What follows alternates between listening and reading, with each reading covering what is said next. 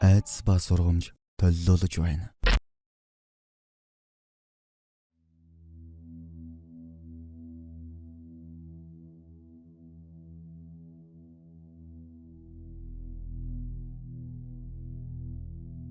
Манай суг нь хачин жигдээ явдалтай таарсан хүмүүсээс зөвшөөрөл аван та бүгдэд өргөдгийг мэдэгдэж байна. Оюуны өмчийг дээдлсэн танд баярлалаа.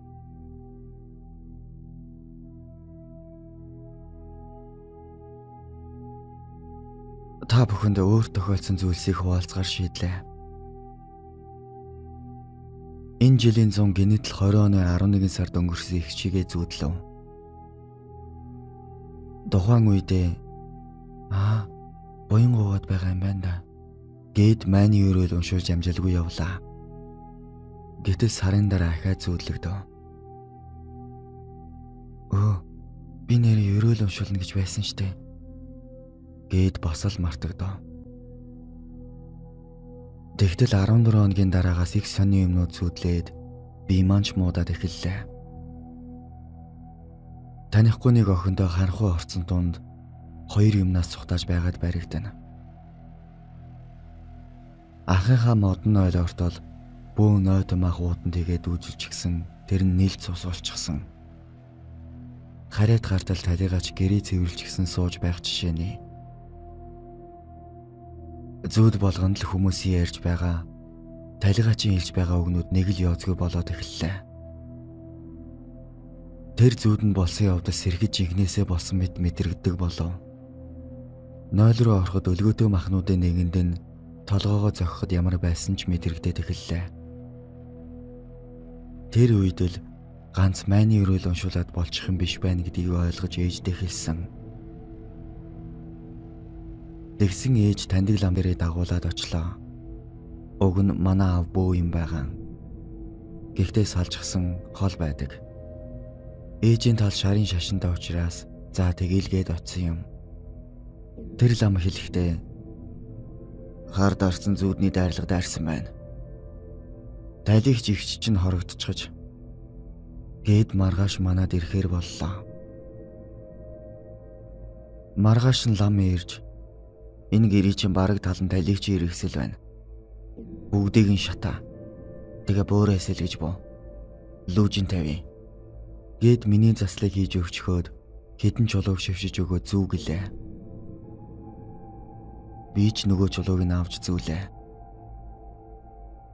Маргааш нахандаа очихоор болсон. Ээж маань тэр хамгаалтыг 3 зангидаа чангалж явуулсан юм. Гэвч тэр мах өлгөдөө гэж зүүдэлсэн ойлд ортол хамгаалалт шууд л унчихсан. Тэр хүн үедээ за энэ мөн ойлоос л боллоо. Муухай юм зүүдлэгдэд байсан гэж бодно нөгөө лам дээрээ ахаад очтол аавч нь хаана байдаг юм ингээд айлхыг чинь харнаа гээд өглөн өмнөхөөсөө 2 дахин их чулуу өгөөд 8 зангид гэлээ.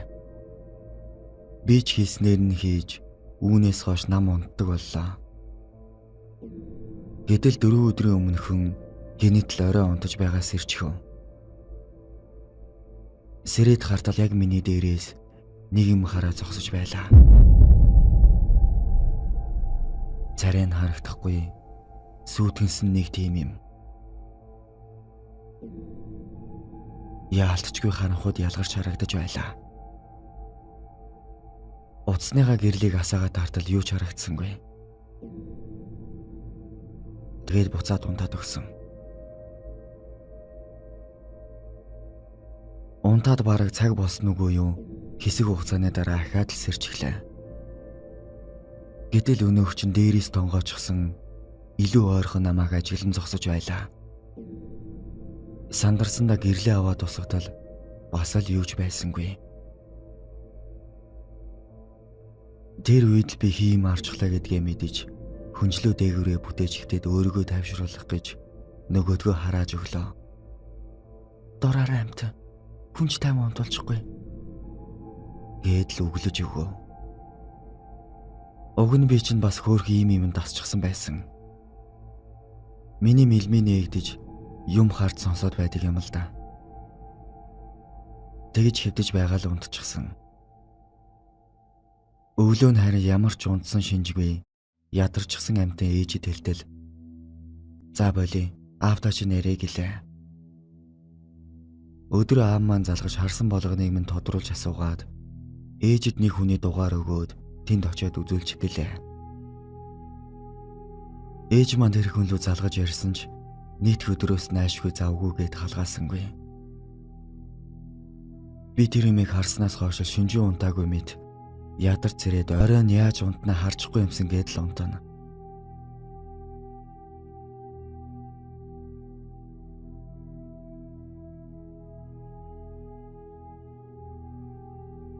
Тухайн аав ярьдаг өдөр ээжтэй унтахаар болоо тайвшраа дүр зөрөмөлч гэж. Тэгэж байгаад л сэржиглээ.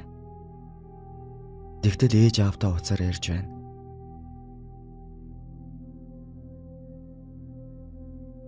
Охиныг минь нэрлэг авч явах гээд байна. Яаж ингэж тайван байж чадаж байна? Гээд л ээж уурж байгаа янзтай. Намайг сандраачихгүй гэсэндээ ээж надад сонсохгүйг хичээсэндээ. Сонссон гэдгийг маань мэдчихээд унтаж болохгүй гэсээр л байлаа. Аав маань сандарсандаа нөгөө бөөлөө залгаад одоо очиод үгүйж гуйсан байсан. Тэгээд л тэр бөө шөнийн 2 цагт манад ирж ламын хамгаалт болохгүй гэдгийг тайлбарлаж өгөн 7 хоногийн дараа гэрээ барьж байгаа засал хийлгэхээр болсон. Тэр бөө надад ямар ч бөө удмын ч бөө гүйцэхгүй. Бас битгий айгаараа гэж сануулж явлаа.